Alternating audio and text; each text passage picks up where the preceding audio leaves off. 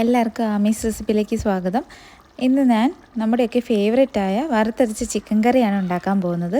അതിനായിട്ട് ഞാനിവിടെ ഒരു ഫുൾ ചിക്കനാണ് കട്ട് ചെയ്ത് ക്ലീൻ ചെയ്ത് മാരിനേറ്റ് ചെയ്ത് വെച്ചിട്ടുണ്ട്. ഒരു 1/2 ടീസ്പൂൺ മഞ്ഞൾപ്പൊടി, 1 ടേബിൾ സ്പൂൺ മുളക് പൊടിയും ചേർത്താണ് മാരിനേറ്റ് ചെയ്ത് വെച്ചിരിക്കുന്നത്. ഇതിന് നമുക്ക് മാറ്റി വെക്കാം. ഇനി 2 മീഡിയം സൈസ് സവോളയും ഒരു തക്കാളി, കുറച്ച് കറിവേപ്പില, ഇഞ്ചി വെളുത്തുള്ളി ചതച്ചതും കൂടി കട്ട് ചെയ്ത് മാറ്റി വെച്ചിട്ടുണ്ട്. ഇനി കറിക്ക് ആവശ്യമായ അരപ്പിനായിട്ട് തേങ്ങ വറുത്തെടുക്കാം. ഞാനിവിടെ 1 കപ്പ് തേങ്ങയാണ് എടുത്തിരിക്കുന്നത്. തീ ഒരു ലോ ഫ്ലെയിമിലിട്ട് വേണം വറുത്തെടുക്കാൻ, അല്ലെങ്കിൽ കരിഞ്ഞു പോകും. ഇതൊരു ഗോൾഡൻ ബ്രൗൺ ആകുമ്പോൾ 1/2 ടേബിൾ സ്പൂൺ ഗരം മസാലയും 3/4 ടേബിൾ സ്പൂൺ മുളക് പൊടിയും 1 ടേബിൾ സ്പൂൺ മല്ലിപ്പൊടിയും കൂടി ഇട്ട് വറുത്തെടുക്കാം. നമ്മൾ തേങ്ങ വറുക്കുമ്പോൾ നിർത്താതെ ഇടവിട്ട് ഇളക്കിക്കൊണ്ടിരിക്കാൻ പ്രത്യേകം ശ്രദ്ധിക്കുക, ഇല്ലെങ്കിൽ കരിഞ്ഞു പോകാൻ നല്ല ചാൻസ് ഉണ്ട്. കുറച്ച് കറിവേപ്പിലയും കൂടി ഇട്ട് നമുക്കിത് മിക്സിയിലൊന്ന് അരച്ച് മാറ്റി വെക്കാം.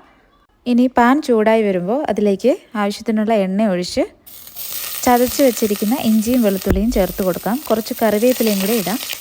കൂടെ തന്നെ അരിഞ്ഞു വെച്ചിരിക്കുന്ന സവോളയും കൂടി ചേർത്ത് നമുക്കൊന്ന് വഴറ്റിയെടുക്കാം. സവോള ഒരു ഗോൾഡൻ ബ്രൗൺ ആകുമ്പോൾ നമുക്ക് തക്കാളിയും കൂടെ ചേർത്ത് കൊടുക്കാവുന്നതാണ്.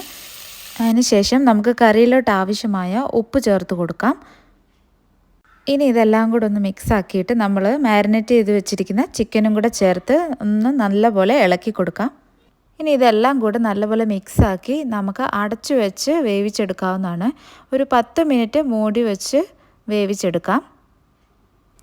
ഇപ്പോൾ 10 മിനിറ്റിന് ശേഷം നമുക്കൊന്ന് മൂടി തുറന്ന് നോക്കാം. മസാലയൊക്കെ ചിക്കനിൽ നല്ലപോലെ പിടിച്ചിട്ടുണ്ടാവും.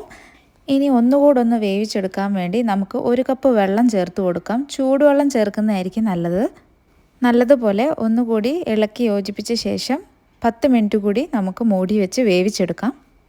തീ ഒരു മീഡിയം ഫ്ലെയിമിലിട്ടിട്ട് നമ്മൾ നേരത്തെ അരച്ചു വെച്ചിരിക്കുന്ന തേങ്ങയുടെ അരപ്പ് കൂടി ചേർത്ത് മിക്സ് ചെയ്താൽ നമ്മുടെ വറുത്തരച്ച ചിക്കൻ കറി റെഡി ആയിട്ടുണ്ട്. അപ്പോൾ വീഡിയോ ഇഷ്ടമായാൽ ചാനൽ ഫോളോ ചെയ്യാൻ മറക്കരുത്. നമ്മുടെ ഈ ചിക്കൻ കറി ചോറിനും ചപ്പാത്തിയുടെയൊക്കെ കൂടെ ഉഗ്രൻ ടേസ്റ്റ് ആയിരിക്കും. എല്ലാവരും ഒന്ന് ട്രൈ ചെയ്ത് നോക്കണേ.